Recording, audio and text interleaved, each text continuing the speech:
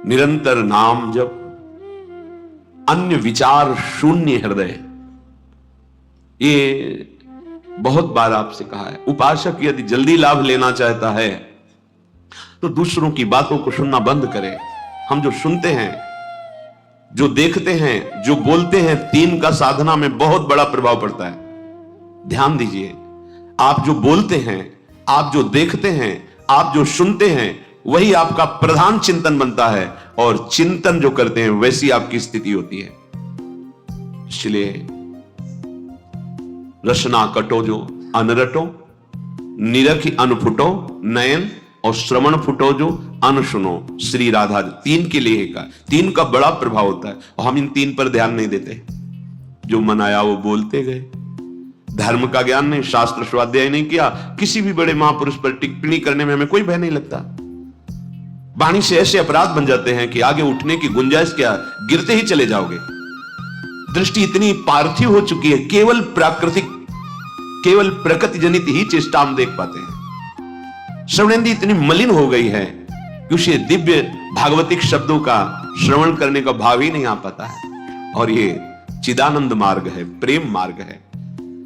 पहले तो स्वीकार करें कि हम योग्य नहीं हैं, हमारा निर्णय ठीक नहीं है, फिर हम शास्त्र और सदगुरु की निर्णय को स्वीकार करें।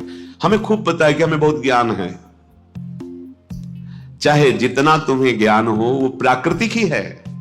चिदानंद मार्ग का ज्ञान महापुरुषों का सेवन करने से होता है, पढ़ने से भी नहीं होता। पढ़कर दूसरे को सुना दिया, वाहवाही मिलेगी, प्रणाम नमस्कार आदि आदि, पर आपको तत्वबोध नहीं होगा। महाराज युधिष्ठिर जब तीर्थ यात्रा में भ्रमण कर रहे थे तो एक दिव्य ऋषि प्रकट हुए, और उन्होंने कहा कि युधिष्ठिर, चाहे बृहस्पति के समान किसी को ज्ञान हो, पर जब तक वो ज्ञान वृद्ध का सेवन नहीं करता तब तक उसे तत्वबोध नहीं होता। बहुत आनंद मिला इस बात को पढ़ के, और इस पर चिंतन भी हुआ, परम सत्य है। जैसे किसी संत महापुरुषों के पास कभी कोई संत गए और ये प्रश्न किया कि अभी हमारी अमुक भूमिका पे प्रवेश नहीं हुआ, तो पूछते थे किन महापुरुष की सेवा में हो, किसकी सेवा में हो? नहीं, सेवा तो नहीं होगा, नहीं होगा। ये होता ही अनुगत होकर के है। देहाती भाषा में जब गंगा किनारे भ्रमण, कितने वर्ष लंगोटी धोई किस महात्मा की? नहीं है, नहीं होगा। ये तब से नहीं होने वाला। सुन रहे हो ना, ये जो पावन चरित्र सुन रहे हो महापुरुष, ये तब से होने वाला नहीं है। जब तक किसी भगवत प्रेमी महात्मा के अनुगत होकर उनके शासन में आपने साधना नहीं की, उनकी आज्ञा के अनुसार नहीं चले, ये बोध होने वाला नहीं। मोक्ष मूलम गुरु कृपा, ये कृपा से बोध होता है। नायमात्मा प्रवचने न लभ्या न मेधया न बहुधा श्रुते न। बहुत सुनने वाले हो, बहुत बोलने वाले हो, बहुत बुद्धिमान नहीं होगा। बिना भगवत प्रेमी महात्माओं के संग का तात्पर्य होता है उनके रंग में रंगने के लिए व्याकुलता होनी, उनके अनुसार चलना। क्यों में उन्हें नितिक धर्मिन संग रंग बढ़त नित नित सरस, नित नित प्रेम अभंग। यह जो कृपा हरिवंश की बढ़िया अवसर मिला है, जीवन को ऐसी महान स्थिति में पहुंचा दो जहां से कभी भ्रष्ट नहीं होना होता। वो अमोघ स्थिति है, सब कुछ खुले नेत्रों से दिखाई देगा। इन्हीं नयनन सब सुख देखें, अपनो जन्म सुफल कर लेखें। इन्हीं नेत्रों से, ऐसे इन्हीं नेत्रों में वो नेत्र प्रकाशित हो जाते हैं, जिसे भगवत रसिक जी कहते हैं, चश्मा नित्य बिहार को दियो बिहारिन मोए। इन्हीं नेत्रों में वो नेत्र प्रकाशित हो जाते हैं, खुले हो या बंद हो, अपने प्राणाराध्य प्रभु को निरखता रहता है। उनकी एक एक चेष्टा देखता रहता है, उनकी एक एक वृत्ति मनोवृत्ति देखता रहता है। प्रभु की मनोवृत्ति, एक एक मन मन की रुचि जान नेह विधि, अपार आनंद। वो आनंद कहीं ब्रह्मा को भी पद में भी नहीं है भाई। इस मृत्यु लोक के सुखों की तो बात जाने दो। एक बार ये जन्म प्रियालाल के चरणों में देते हैं, दृढ़ निष्ठा करके। अब चाहे प्राण चले जाएं, ऐसा कष्ट मिले, चाहे सारा संसार हमें सम्मान दे, दोनों तरफ हमें दृष्टि नहीं डालनी, अपने लक्ष्य की तरफ दृष्टि डालनी। एक क्षण के लिए भी हम प्रभु को ना भूलें। फिर देखो आनंद, देखो कैसा आनंद आता है। इन भोग सामग्रियों के लिए आप परेशान हैं, ये माया कृत है, तो आपके पीछे डोलेंगी। अभी आपको पता नहीं है ना, राज से पता नहीं है, इसलिए आप पागल घूम रहे हो इंद्रियजन्य भोगों को संग्रह करने में। अरे ये तो तुम्हारे पीछे डोलेंगे, बाधा रूप से डोलेंगे, तुम्हें बाधा पहुंचाने के लिए। जिनकी तुम आराधना करते हो भोगों की, वो भोग तुम्हारी आराधना में बाधा पहुंचाने के लिए आएंगे। बस विश्वास मान करके राधा राधा को, न कोई बाधा तुम्हें गिरा पाएगी और न कोई विघ्न तुम्हारे मार्ग में तुम्हें रोक पाएगा। ये मन और बुद्धि ने ही हमें बांध दिया भ्रमात्मक माया में। यही हमें जलाते रहते हैं, फंसाते रहते हैं। नाना प्रकार के दुख ना होने पर भी ये दुख देते रहते हैं। मय्येव मन आधत्सो मयि बुद्धिम निवेशय, भगवान का आदेश है। अर्जुन जी के सामने खड़े हैं भगवान। अगर कहे कि आप में सामर्थ्य है, चमत्कार है, तो कर लो, हम जा रहे हैं विषयों का सेवन करने, तब हम मानेंगे। ऐसा सिद्धांत नहीं, इसे मूर्खता कहते हैं। मूर्खता अध्यात्म मार्ग में आरूढ़ नहीं होने देती। यदि आपके अंदर पिपाशा भगवत मार्ग की नहीं है, तो भगवान के समीप रहते हुए भी आप माया जनित बंधन में ही रहेंगे। समीप रहते हुए भी देख तो रहा है दुर्योधन भगवान के सच्चिदानंद बपू को, क्या परिवर्तन हो रहा है।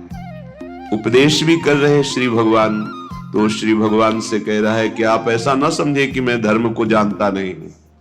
धर्म को जानता हूं, पर मेरी रुचि नहीं है। अधर्म में मेरी रुचि है। यदि आपकी वृत्ति भगवत विरोधी आचरणों में सुखपूर्वक विचरने का भाव रखती है, तो कोई आपका परिवर्तन नहीं कर सकता। कहीं भी चले जाओ आपका परिवर्तन आपसे होगा। जब आप विकल होंगे दिव्य रस प्राप्ति के लिए, तो सब संयोग काम करेगा। नहीं तो आपको संतों की कृपा से बड़ा सा बड़ा पद मिल जाए, बड़ी सी बड़ी व्यवस्था मिल जाए। ये सब कल सुना आपने सत्संग में। शास्त्रावाव अर्जुन को भगवान दत्तात्रेय की कृपा से विमान मिला, ऐश्वर्य मिला, सब नष्ट भ्रष्ट हो गया। ये मन और बुद्धि भगवान में जितना हमको प्रयास, ऊर्जा, शक्ति, बल दिया है, हमें अर्पित करना है भगवान में। ये अभ्यास से होता है। आप रात दिन जब इस बात का अभ्यास करेंगे कि आपका मन, आपकी बुद्धि प्रभु में अचल हो जाए, तो हो जाएगी, पक्का हो जाएगी। पर आप अभ्यास नहीं करते। आप सोचते हैं कि कोई ऐसा चमत्कार प्रकट कर दे, तो हम आपको कहते हैं ऐसा कोई चमत्कार नहीं है। शास्त्रों के स्वाध्याय से और संतों के संग से और उनके वचनों की कृपा प्रसाद से ऐसा अनुभव हुआ है। आपको करना होगा। संपूर्ण शास्त्रों में भगवत प्राप्त महापुरुषों की ही वाणी है और वो अपने निज जनों को सामने ही उपदेश करते हैं। पर वो कहते हैं कि यदि मुझे जानना है, मुझे पाना है, तो तुमको अपना मन समर्पित करना होगा, अपनी बुद्धि समर्पित करनी होगी। ये आपका कार्य है। आप अपने मन और बुद्धि को विषयों में लगाएं, मनमानी आचरणों में लगाएं, कुतर्क विचारों में लगाएं, फिर भगवदानंद नहीं। ये तो अत्यंत श्रद्धा और विश्वास से है। वचनों पर श्रद्धा विश्वास करके जब आगे बढ़ा जाता है, तो भगवत कृपा से हृदय में प्रकाश होता है। जैसे अभी आंख मूंदो तो अंधकार नजर आएगा, फिर आंख खोलो या मूंदो एक ही बात नजर आती है। वो नजरों में बैठ जाते हैं। वो कोई प्रवचन की वस्तु नहीं है, वो कोई पार्थिव वस्तु नहीं कि उसे प्रमाणित करके दिखाया जाए। तो अनुभव गम में भजे ही जय संता। जो आपको नाम मिला है, मंत्र मिला है, इस पावन भूमि में बैठने का सौभाग्य मिला है, यहां की बड़ी सी बड़ी पदवी मायाकृत है। आज है, कल नहीं रहेगी। पदवी और पदवी वाला दोनों नहीं रहेंगे। स्थायी, अविनाशी, नित्य सच्चिदानंद बात, प्रभु का नाम जितना आपने कमा लिया, वो लोक लोकांतर में आपको महासुख प्रदान करेगा। ये विश्वास का विषय है। इसको बाहरी किसी कागज में लिख करके प्रमाणित नहीं किया जा सकता। ये हृदय का विषय है। जब आप गुरु प्रदत्त नाम निरंतर जपते हैं, तो गुरु कृपा से निरंतर जपने की प्रियता प्राप्त होती है। अव्यावृत भजनात्, भजन करते करते ऐसी स्थिति आ जाती है जो अनिर्वचनीय है। एक दो बार प्रश्न हुआ कि भगवत प्राप्ति के बाद कैसा लगता है, मोक्ष होने के बाद कैसा लगता है, तो ये तो बहुत बड़ी बात है। बहुत सुंदर गुलाब जामुन आपको पवावे, कैसा लगा आपको? मीठा नहीं, वैसे कैसा लगा? बहुत अच्छा नहीं, कैसा? बहुत अच्छा कैसा लगा? अब बोलो, आप कहोगे खा के देख लो, बस यही उत्तर होगा। तो ये तो पार्थिव वस्तु के अनुभव की बात है। वो तो सच्चिदानंद जो प्रकृति का एक सेकेंड में संपूर्ण प्रकृति का सृजन करके अपने आप से अपने आप में बैठा खेल रहा है, उसका अनुभव, और फिर वो बतावे कि ऐसा लगता है।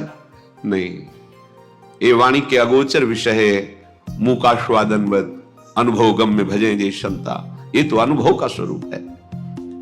तिल भर पृथक न रहा, बढ़ चला परम नवीन अतुल रस रंग। कभी बढ़ी व्याकुलता होती, फिर जब होता अमिलन भान। तुरत प्रकट हो कर स्मृति में तुम करते सुखद स्पर्श का दान। तब से कभी वियोग कभी मिलन होता, फिर कभी मिलन संभोग। रहती प्रिय अनुभूति बाह्य, अंतर रहता नित रस संयोग।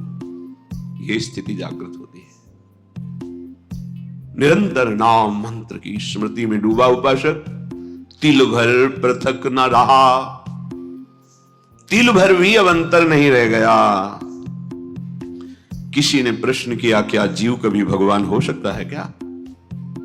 अभी आप जानते नहीं हैं, जीव कभी हुआ ही नहीं, आपको समझ में ही नहीं। यही तो भ्रम है, जीव कभी हुआ ही नहीं। जीव किसे कहते हैं? जिसने शरीर को मैं मान लिया उसे जीव कहते हैं, और जिसने शरीर राग का त्याग कर दिया उसे शिव कहते हैं। शिवोहम सोहम अस्मिति वृत्ति अखंडा। कुंडल नाम आकार का हुआ है सोना ही, कंकण नाम आकार का हुआ है सोना ही, हार नाम उसी स्वर्ण का ही है। ये नाम रूप गलित कर दो तो बचा क्या? स्वर्ण ही। तुम्हारा जीव संज्ञक संबोधन शरीराभिमान के कारण है, नहीं तुम शिव स्वरूप ही हो, भगवत स्वरूप। तिल भर पृथक न रहा, तस्मित् तज्जने भेदा भावात्। जो निरंतर भगवत चिंतन में मगन है, जिनका कहीं कोई शरीर भान इंद्रिय सुख नहीं रह गया, उनमें और भगवान में अंतर नहीं। अंतर ना होते हुए भी एक अंतर है। मोरे मन प्रभुवस विश्वासा, और राम ते अधिक राम कर दासा। अधिक राम कर दासा। भगवान के रहते हुए भी हमारी माया की वृत्तियां नष्ट नहीं हुई, वो हृदय में अभी बैठे हैं। पर भगवान के प्रेमी महाभागवत का आश्रय लेकर उनके वचनों के अनुसार चलो तो बैठे नहीं रह सकते, यहां छुप कर नहीं बैठे रह सकते, वो प्रकाशित हो जाएंगे। बढ़ चला परम नवीन अतुल रस रंग, जिसकी त्रिभुवन में किसी से भी तुलना नहीं दी जा सकती। कैसा स्वाद है भगवदानंद? बोले अमुक जैसा, उदाहरण ही नहीं है, वो अद्वितीय है। तिल भर पृथक न रहा, बढ़ चला परम नवीन अतुल रस रंग। किससे उदाहरण दे? भगवदानंद कैसा? बोले ऐसा नहीं है ही नहीं, वो केवल अद्वितीय है, और वो केवल अनुभव में। जाने मोरी छाती, वाणी भी नहीं। ध्रुवदास जी कहते हैं, जिन नेत्रों ने देखा उनको बोलने की सामर्थ्य नहीं, जो वाणी बोल रही उसने देखा नहीं। कैसे बात को बतावें? कभी बड़ी व्याकुलता होती है। कब? जब एकदम भाव आया, अरे प्रभु हमसे दूर हैं, अभी अभी उन्हीं में डूबे हुए हैं। क्षण में भाव आया, मैंने तो कभी उनको एक बार भर नेत्र भी नहीं देखा। दहाड़ मार के रोना शुरू हो गया। फिर तुरंत क्षण में भाव बदला, सामने मुस्कुराते युगल सरकार, परमानंद में निमग्न कृतकृत्यता का अनुभव। कभी बड़ी व्याकुलता होती, फिर जब होता अमिलन भान। तुरंत प्रकट होकर स्मृति में तुम करते सुखद स्पर्श का दान। तब से कभी मिलन कभी वियोग, फिर कभी मिलन संभोग। रहती प्रिय अनुभूति बाह्य अंतर, रहता नित रस संयोग। ये स्थिति कभी स्मृति में छाए हुए हैं, अंदर ही अंदर बात हो रही है, आलिंगन हो रहा है, रस में डूबा हुआ है। ये मम भक्ति युक्तो भुवनम पुनातु सतरति सतरति सा लोकांतार्यति। सांसारिक बुद्धि कल्पना भी नहीं कर सकती उस रस की। बस एक त्रिगुण की धरा में ही सारी बातें होती हैं। ये त्रिगुणातीत रस है, ये द्वंद्वातीत है, कालातीत है, ये चलता रहता है। कभी मिलन का अनुभव, कभी वियोग का अनुभव, कभी फिर मिलन, कभी फिर वियोग। नवम नवम रस तन मन के बिछुरे नहीं, चाह बढ़े दिन रैन कबहु संजोग न मानहि। जब कभी महापुरुषों से बात हुई तो हृदय से उनके कि आज तक भजन नहीं हो पाया, रात दिन लगे हैं, लेकिन कैसी भजन की भूख है, भजन नहीं, पूरा जीवन व्यर्थ जा रहा है, भजन नहीं, रात दिन भजन में डूबे, कोई एक शब्द भी बाहरी नहीं, भजन। कैसा भूख है, प्रभु की कैसी प्यास है। तब से कभी वियोग, कभी मिलन, फिर कभी मिलन, कभी संभोग। ये प्रिय अनुभूति निरंतर नवम नवम नवम नवम। उसको फुर्सत कहां है, अपनी शुद्ध की फुर्सत कहां है? क्यों? मिले नेत्र नेत्रों में जाकर, श्रवण मिले श्रवणों में सत्य, मिली अन्य सारी इंद्री, प्रिय के इंद्री समूह में नित्य। हृदय हृदय में मिला समाये प्राण सदा, प्रीतम के प्राण एक रूप हो गए, रहा रंचक भी नहीं भिन्नता भान। किसको कौन समर्पित, किसमें कौन हुआ कब कैसे लीन, प्रीतम है या प्यारी कौन बताए सुधि बुद्धिहीन। ये अद्भुत चरम अवस्था की स्थिति है। नेत्र तो प्यारे के नेत्रों में समा गए, नेत्र प्यारे के नेत्रों में समा गए या प्यारे नेत्रों में समा गए, कौन निर्णय करे? नेत्र प्यारे के नेत्रों में लीन हो गए या प्यारे हमारे नेत्रों में समा गए, इसका निर्णय नहीं हो सकता। किसको कौन समर्पित, किसमें कौन हुआ कब कैसे लीन, निर्णय नहीं है। प्राण भय कान में, कान भय प्राण में, ही में न जान परे कान है कि प्राण है।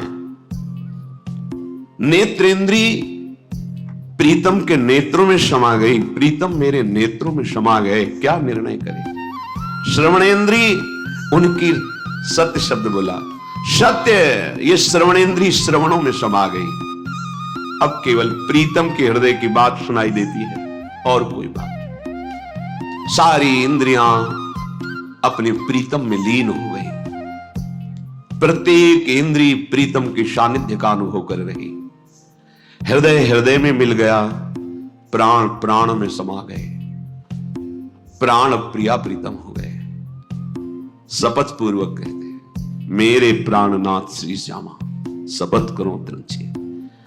अब न इंद्री बची है, न मन बचा है, न बुद्धि, न चित्त, न अहंकार, एक रूप हो गए, रहा रंचक भी नहीं भिन्नता भान। अब किसको कौन समर्पित? यह है महान प्रेम समाधि। अब किसको कौन समर्पित, किसमें कौन हुआ कब लीन, इधर से या उधर से? अब इधर उधर दोनों की बात नहीं रह गई, अब एक हो गए, एक रूप हो गए, रहा रंचक भी नहीं भिन्नता भान। कैसे कोई वाणी से वर्णन करे कि भगवदानंद क्या है? ऐसे सुख में मोक्ष सुख भी हल्का हो जाता है, नगण्य हो जाता है। इसलिए ये जीवन इसी महासुख के लिए मिला है। केवल बुद्धि से शरीर व्यवहार का निश्चय, बुद्धि से इंद्रियजन्य भोगों के सुख का निश्चय, अंतःकरण से मैं की सत्ता बनाए रख करके विचरण करना, यही संसारिकता है। आप सब संसारिकता में नहीं, आप सब अध्यात्म में हैं। उठने की कोशिश करो। जहां हो ये भूमिका स्थायी नहीं है। एक ऐसी स्थिति है जहां न हर्ष है, न शोक है, न दुख है, न सुख है, न मिलन है, न अमिलन है।